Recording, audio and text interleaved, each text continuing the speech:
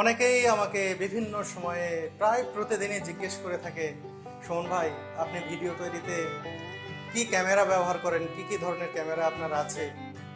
শুরুতেই যে ক্যামেরা হাতে আমাকে দেখছেন, এই ক্যামেরাটি সম্পর্কে সব শেষে বলবো। আমার প্রথম ক্যামেরাই ছিল এটি। সবচেয়ে বেশি ব্যবহার করা হয় আমার এই ক্যামেরাটি।